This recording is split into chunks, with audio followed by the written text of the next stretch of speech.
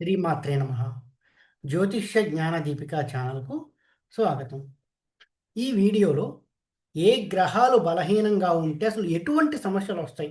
ఒక గ్రహం బలహీనంగా ఉంది, దానికి ఎటువంటి సమస్యలు వస్తాయి? వాస్తురీత్యా దానికి ఎటువంటి దిక్కులలో మనం వాటికి కరెక్షన్స్ చేసుకోవాలి? ప్రత్యేకించి ఏ గ్రహాలు బలహీనంగా ఉంటే ఏ దిక్కులు దోషాలు లేకుండా ఉండేలా చూసుకోవాలి అనే అంశాలన్నీ ఈ వీడియోలో చూద్దాం. ముందుగా రవిగ్రహం. రవిగ్రహం కనుక బలహీనంగా ఉంటే ధైర్య సాహసాలు సరిగ్గా ఉండవు. ఏ పని చేయాలన్నా ముందు భయం అనేది ఉంటుంది. ముందుకు వెళ్ళలేకపోతారు. దూకుడు స్వభావం ఉండదు. వెనకడుగు వేస్తూ ఉంటారు. అధికారుల దగ్గర ఎక్కువగా అవమాన పాలవుతూ ఉంటారు. అంటే ఆఫీసర్స్ నుంచి ఎక్కువగా వాళ్ళకి నెగెటివ్ ఫీడ్‌బ్యాక్ వస్తూ ఉంటుంది. ఎక్కువగా అవమానాలు ఎక్కువగా ఎదురవుతూ ఉంటాయి ఆఫీసర్స్ నుంచి. అధికార స్థాయి ఉద్యోగాలకు వెళ్ళలేకపోతూ ఉంటారు. అంతేకాకుండా ఉద్యోగంలో ఇబ్బందులు, ఉద్యోగంలో ఎప్పుడు వెనకబడి ఉండుట, ఆరోగ్యం సరిగ్గా లేకపోవుట, ఇమ్యూనిటీ సరిగ్గా లేకపోవుట, అంటే తరచుగా అనారోగ్య సమస్యలు, ఇమ్యూనిటీ లేకపోవడం, ఆరోగ్య సమస్యలు, అంతేకాకుండా ఉద్యోగంలో ఎదుగుదల లేకపోవుట, సామాజిక సంబంధాలు సరిగ్గా లేకపోవుట, కుటుంబ సమస్యలు, తీవ్రమైన అనారోగ్య సమస్యలు అంటే heart problems, brain problem, headache ఇలాంటి పెద్ద పెద్ద సమస్యలు ఎక్కువగా వస్తూ ఉంటాయి. ఇవన్నీ రవిగ్రహం కనుక వీక్‌గా ఉంటే జరిగేటటువంటివి ఎక్కువగా జరుగుతూ ఉంటాయి. వీటికి వాస్తురీత్యా తూర్పు దిక్కులో గనక దోషాలుంటే ఈ ప్రాబ్లమ్స్ ఇంకాస్త అగ్రవేట్ అవుతూ ఉంటాయి. సో, తూర్పు దోషాలు లేకుండా చూసుకోవాలి. వాస్తురీత్యా తూర్పు దిక్కుకి రవిగ్రహం ఆధిపత్యం వహిస్తూ ఉంటుంది. అక్కడ రవి కనుక మన జాతకాలలో వీక్‌గా ఉండి, తూర్పు దిక్కు కనుక పాడైతే ఈ ప్రాబ్లమ్స్ అగ్రవేట్ అయిపోతూ ఉంటాయి. అందుకే తూర్పు సరిగ్గా ఉండేలా చూసుకోవాలి రవిగ్రహం వీక్‌గా ఉన్నవాళ్ళు. వీనికి రెమెడీ ఏమైనా ఉందా అంటే సూర్యాష్టకం నిత్యం చదువుకోవాలి. కుదిరితే ఆదిత్య హృదయం చదవాలి. పెద్దలకి, తల్లిదండ్రులకి ముఖ్యంగా గౌరవం ఇవ్వాలి. ఈ విధంగా చేస్తే కొంతవరకు రెమెడీగా పనిచేస్తుంది. ఇంకా చాలా రెమెడీస్ ఉంటాయి. జస్ట్ 1 ఆర్ 2 రెమెడీస్ ఇక్కడ సజెస్ట్ చేస్తున్నాను. ఇక చంద్రగ్రహం కనుక చూసుకుంటే, చంద్రగ్రహం బలహీనంగా ఉంటే మానసిక సమస్యలు, చంచల స్వభావం, నిలకడ లేకపోవుట, డెసిషన్ మేకింగ్ స్కిల్స్ సరిగ్గా లేకపోవుట. అంటే ఒక నిర్ణయం తీసుకొని దానికి స్టిక్ అవ్వరు. మారుతూ ఉంటారు. నిర్ణయాలు సరిగ్గా తీసుకోలేకపోతూ ఉంటారు. మానసికంగా చాలా బలహీనంగా ఉంటారు. భయపడుతూ ఉంటారు. మానసిక ఆందోళనలు ఎక్కువగా ఉంటాయి. ఊపిరితిత్తుల సమస్యలు ఎక్కువగా ఫేస్ చేస్తూ ఉంటారు. చంద్రుడు గనక వీక్‌గా ఉంటే. అండ్ చంచల స్వభావం ఉంటుంది. ఒక దాని మీద ఎక్కువగా ఫిక్స్‌డ్‌గా ఉండలేరు. దాన్నేమంటామంటే ఎలా చెప్పాలి? కొన్నాళ్ళు మూడీగా ఉంటారు. కొన్నాళ్ళు సంతోషంగా ఉంటారు. కొన్నాళ్ళు బాధపడుతూ ఉంటారు. రకరకాలుగా ఉంటారు. మూడ్ స్వింగ్స్ ఎక్కువగా ఉంటాయని చెప్పొచ్చు చంద్రుడు బలహీనంగా ఉంటే. ఇది వాస్తురీత్యా చూసుకుంటే వాయువ్యం దిక్కు కనుక ప్రాబ్లమ్స్ ఫేస్ చేస్తూ ఉంటే, దోషాలుంటే కనుక, వాయువ్యం దిక్కులో దోషాలుంటే ఈ ప్రాబ్లమ్స్ అగ్రవేట్ అవుతూ ఉంటాయి. సో, వాయువ్యానికి అధిపతి చంద్రుడు. వాయువ్యానికి అధిపతి చంద్రుడనమాట. సో, వాయువ్యం సరిగ్గా ఉండేలా చూసుకోవాలి చంద్రుడు బలహీనంగా ఉన్న వాళ్ళకి.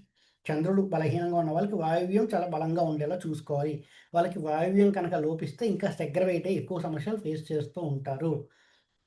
వీటికి రెమెడీస్ ఏమైనా ఉన్నాయంటే స్త్రీలను గౌరవించాలి, తల్లిని గౌరవించాలి, వెండి ధరించాలి. శరీరం మీద వెండి ధరిస్తే కొంతవరకు ఈ ప్రాబ్లమ్స్‌ని తగ్గించుకోవచ్చు. కుజుడు కనుక బలహీనపడితే, కుజుడు కనుక బలహీనపడితే కొట్లాటలు ఎక్కువగా ఉంటాయి. ఎక్కువగా దుందుడుక స్వభావం. కొట్టడానికి వెళ్తూ ఉంటారు, కొట్లాటలకు వెళ్తూ ఉంటారు, గొడవలకు వెళ్తూ ఉంటారు. నోరు జారి మాట్లాడే అవకాశాలు ఎక్కువగా ఉంటాయి. ఎక్కువగా ఆవేశపడుతూ ఉంటారు. అన్ని విషయాలకి ఆవేశపడతారు. శరీరానికి తరచుగా దెబ్బలు తగులుతూ ఉంటాయి. శరీరం మీద కుట్లు, స్టిచెస్ అనేవి ఉంటాయని చెప్పొచ్చు. కుజుడు గనక బలహీనంగా ఉంటే శరీరం మీద గాయాలు, స్టిచెస్ లాంటివి ఉంటాయి. కోర్టు చిక్కులు ఫేస్ చేసే అవకాశాలు ఎక్కువగా ఉంటాయి. రుణ బాధలు ఎక్కువగా ఉంటాయి. కోర్టు చిక్కులు, రుణ బాధలు, సిబ్లింగ్స్‌తో గొడవలు, తమ్ముడు, చెల్లెలు ఇలాంటి వాళ్ళతో సిబ్లింగ్స్‌తో గొడవలు ఉంటాయి. రుణ బాధలు, ఆస్తి తగాదాలు, ఆస్తి గొడవలు, పెళ్లి చేసుకున్నాక ఎక్కువగా విడిపోయే సందర్భాలు రావడము, లేక భార్యాభర్తల మధ్య తీవ్రమైన కీచులాటలు, కోర్టు సమస్యల దాకా వెళ్ళడము, ఇవన్నీ కుజుడు బలహీనంగా ఉంటే జరిగేటటువంటిది. వాస్తురీత్యా దక్షిణం పాడైతే ఇటువంటి సమస్యలు ఎక్కువగా జరుగుతూ ఉంటాయి. వాస్తురీత్యా దక్షిణం పాడైతే ఎందుకంటే దక్షిణానికి కుజుడు అధిపతి. సో, దక్షిణం పాడైతే కుజుడు బలహీనం ఉన్న వాళ్ళకి ఇలాంటి ప్రాబ్లమ్స్ అగ్రవేట్ అవుతాయి. సో, చూసుకుంటూ ఉండాలి. వాస్తురీత్యా కూడా వాళ్ళకి ఆ ప్లానెట్స్ బలహీనంగా ఉంటే ఆ దిక్కు ఎట్టి పరిస్థితుల్లోనూ దోషాలు లేకుండా చూసుకోవాలి. సో, దీనికి రెమెడీస్ ఏమైనా ఉన్నాయంటే ధ్యానము, మెడిటేషన్ చేయాలి. కోపతాపాలని కంట్రోల్ చేసుకుంటూ ఉండాలి. ధ్యానం చేయడం వల్ల అది కొంత డెవలప్ అవుతుంది. సుబ్రహ్మణ్యేశ్వర స్వామిని రెగ్యులర్‌గా పూజించాలి. హనుమంతుడిని కూడా రెగ్యులర్‌గా పూజించాలి. సుబ్రహ్మణ్యేశ్వరుడిని, హనుమంతుని రెగ్యులర్‌గా పూజిస్తే కొంతవరకు ఈ రెమెడీస్‌గా పనిచేస్తాయి. ఈ దోషాలకి, ఈ ప్రాబ్లమ్స్‌కి. బుధగ్రహం కనుక బుధుడు పాడైతే ఆలోచనా శక్తి సరిగ్గా ఉండదు. కమ్యూనికేషన్ స్కిల్స్ సరిగ్గా ఉండవు. నరాలకు సంబంధించిన సమస్యలు ఎక్కువగా ఉంటాయి. ఆలోచనా శక్తి లేకపోవడం, కమ్యూనికేషన్ స్కిల్స్ సరిగ్గా లేకపోవడం, నరముల సంబంధిత సమస్యలు, అంతేగాకుండా కమ్యూనికేషన్ సరిగ్గా లేక గొడవలొచ్చేటటువంటిది, మోసపూరితమైనటువంటి ఆలోచనలు ఎక్కువగా చేయడము, మోసపూరిత ఆలోచనలు ఎక్కువగా చేయడము, ఉద్యోగ అవకాశాలు చేతికి సరిగ్గా రాకపోవడం, ఉద్యోగంలో ఎదుగుదల సరిగ్గా లేకపోవుట. ఎందుకంటే కమ్యూనికేషన్ సరిగ్గా లేక ఉద్యోగంలో ఎదుగుదల సరిగ్గా ఉండదు. అంతేకాకుండా డెసిషన్ మేకింగ్ స్కిల్స్ సరిగ్గా ఉండవని చెప్పొచ్చు. చంద్రుడికి, బుధుడికి ఇంచుమించుగా డెసిషన్ మేకింగ్ స్కిల్స్ అనేది చాలా ఇంపార్టెంట్‌గా ఉంటుంది. అవేవి సరిగ్గా ఉండవు. వాస్తురీత్యా చూసుకుంటే ఉత్తరం పాడైతే ఇటువంటి సమస్యలు ఎక్కువగా ఉంటాయి. ఉత్తరం పాడైతే ఇటువంటి సమస్యలు ఎక్కువగా ఉంటాయి వాస్తురీత్యా. సో, ఎప్పుడైతే బుధుడు వీక్‌గా ఉన్నాడో ఉత్తరం ఎటువంటి దోషాలు లేనటువంటి ఇల్లు తీసుకోవాలి. ఉత్తరం దోషాలు ఉండయి. బుధుడు కూడా వీక్ అయితే ఈ ప్రాబ్లమ్స్ ఇంకా అగ్రవేట్ అవుతాయి. దీనికేమైనా రెమెడీ ఉందా అంటే సాత్విక ఆహారం భుజించాలి. కుదిరినంత వరకు బుధవారం ఒక్క పొద్దు ఉండాలంటే ఉదయం ఆహారం తీసుకుంటే రాత్రిపూట ఈ పండో, పలహారమో ఉండలేము అనుకున్న వాళ్ళు టిఫిను తీసుకో. సాత్వికంగా టిఫిన్ అన్నాం కదా అని మళ్ళీ ఇడ్లీ, కారప్పొడి, చట్నీ యేసుకొని లాగించడం కాదు. పండు తినడము, ఒక ఇడ్లీ, 2 ఇడ్లీలు తినడము, ఒక 4 రకాల పళ్ళు తిని 4 కేజీలు కాదండి. 4 రకాల పళ్ళు తిని వెళ్తూ ఉండాలి. విష్ణుమూర్తిని పూజించాలి. బుధుడు వీక్‌గా ఉన్నవాళ్ళు విష్ణుమూర్తిని రెగ్యులర్‌గా పూజించాలి. తులసి మాతని రెగ్యులర్‌గా పూజించాలి. ఈ విధంగా చేస్తే బుధగ్రహం యొక్క ప్రాబ్లమ్స్‌ని తగ్గించుకోవచ్చు.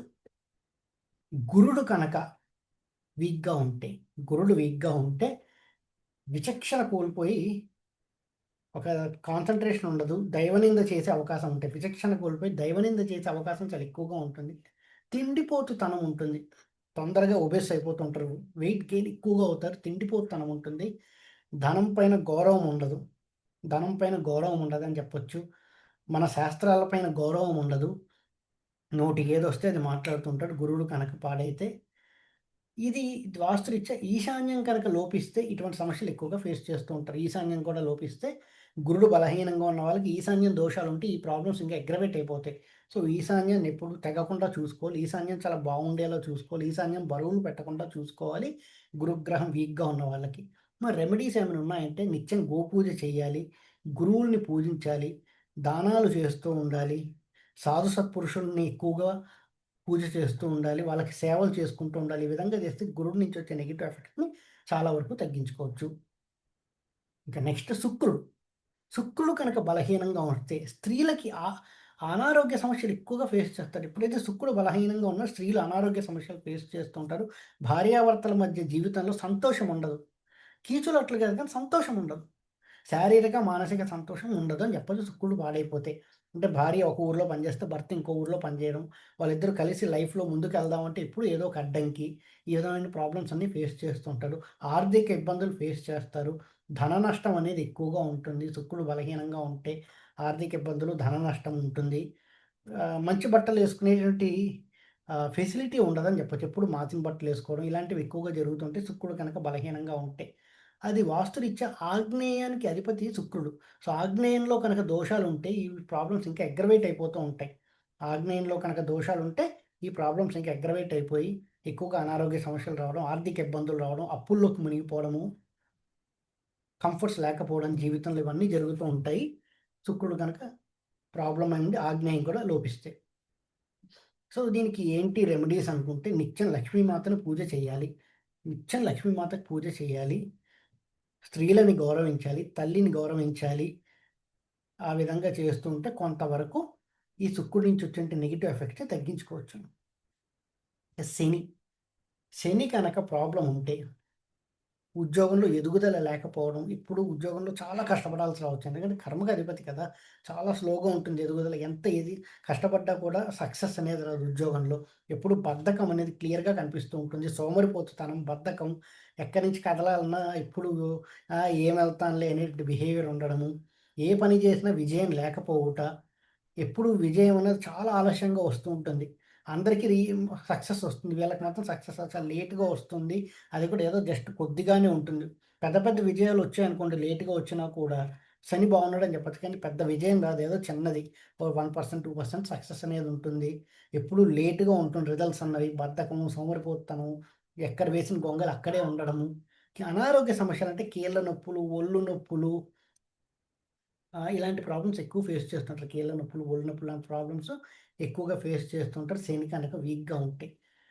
వాస్తురీత్యా పడమర కనుక పాడైతే వెస్ట్ డైరెక్షన్ ఈ ప్రాబ్లమ్స్ ఇంకా అగ్రవేట్ అయిపోతూ ఉంటాయి. ఎందుకంటే పడమరకి శని అధిపతి. సో, వాస్తురీత్యా పడమర దోషాలు లేకుండా చూసుకోవాలి. శని ఎక్కడైతే బలహీనంగా ఉన్నాడో. మరి మీకు రెమెడీస్ ఏమైనా ఉన్నాయా అంటే హనుమంతుని రెగ్యులర్‌గా పూజించాలి. వెంకటేశ్వర స్వామిని రెగ్యులర్‌గా పూజించాలి. అందరితో న్యాయంగా ఉండాలి. ఎవరినైనా మోసం చేయాలి, ఏదో ఎవరినో మోసం చేసి వాళ్ళ నుంచి డబ్బులు తీసుకోవాలి. ఇలాంటి బిహేవియర్ ఉంటే అవాయిడ్ చేసుకోవాలి. దానివల్ల ఇంకా ప్రాబ్లమ్స్ పెరుగుతాయి. అందరితో న్యాయంగా ఉండాలి. నడక, వాకింగ్ అనేది చాలా ఇంపార్టెంట్. శని చాలా స్లో మూవింగ్ ప్లానెట్. నిత్యం నడుస్తూ ఉంటే శని వీక్‌గా ఉండే వాళ్ళకి శని యొక్క ప్రభావం చాలా వరకు తగ్గిపోతుందని చెప్పొచ్చు. దాంతో పాటు ప్రతిరోజు వెంకటేశ్వర స్వామిని, హనుమంతుడిని పూజిస్తూ ఉండాలి. దీనివల్ల శని నుంచి వచ్చే దోషాలు చాలా వరకు తగ్గించుకోవచ్చు. పడమర దోషాలు కూడా కొంతవరకు తగ్గించుకోవచ్చు. రాహువు కనుక లోపిస్తే, రాహువు కనుక బాగా బలహీనంగా ఉన్నాడు ఎవరికైనా కుండలిలో అనుకుంటే, వాళ్ళకెలా ఉంటుందంటే అత్యాస ఎక్కువగా ఉంటుంది. ఏదో సంపాదించేయాలి, ఏదో చేసేయాలని అత్యాస. అకస్మాత్తుగా ఉన్నట్టుండి కింద పడిపోతూ ఉంటారు. ఉన్నట్టుండిగా పై స్థాయి నుంచి కింద స్థాయికి పడిపోవడము, చేసిన పనికి గుర్తింపు రాకపోవడం సరికదా, చెడ్డ పేరు రావడము, ఉద్యోగ నష్టము, ధన నష్టము, ఫారిన్‌లో ఉన్నవాళ్ళు ఒక్కసారిగా తిరిగి ఇండియాకొచ్చేయడము, అలాగే ఇంటి యజమానికి తీవ్రమైన అనారోగ్య సమస్యలు కలుగుతున్నాయి అనుకుంటే రాహు గ్రహం సరిగ్గా లేదు అని అర్థం. దీనికి ఏ దిక్కు చూడాలంటే నైరుతి. నైరుతి కనుక లోపిస్తే ఈ ప్రాబ్లమ్స్ ఇంకాస్త అగ్రవేట్ అయిపోతుంటాయి. అందుకే రాహు బలహీనంగా ఉన్నవాళ్ళు నైరుతి సరిగ్గా ఉండేలా చూసుకోవాలి. నైరుతిలో బరువు పెట్టుకోవాలి. నైరుతి ఎక్స్‌టెండ్ అవ్వకుండా ఉండాలి. నైరుతి కొంతవరకు కట్ అయితే టెన్షన్ పడాల్సిన అవసరం లేదు. కొంత మరీ ఎక్కువ కట్ అవ్వకూడదు. నైరుతి కొంత కట్ అయితే మంచిదే. అలా కాకుండా ఎక్స్‌టెండ్ అవ్వకుండా చూసుకోవాలి నైరుతి. నైరుతిలో వినతుకు బరువులు పెట్టాలి. ఇనప బరువులు పెడితే చాలా మంచిది నైరుతిలో. ఈ విధంగా చేస్తే రాహు నుంచి వచ్చేటి నెగెటివ్ ఎఫెక్ట్ కొంతవరకు కంట్రోల్ చేసుకోవచ్చు.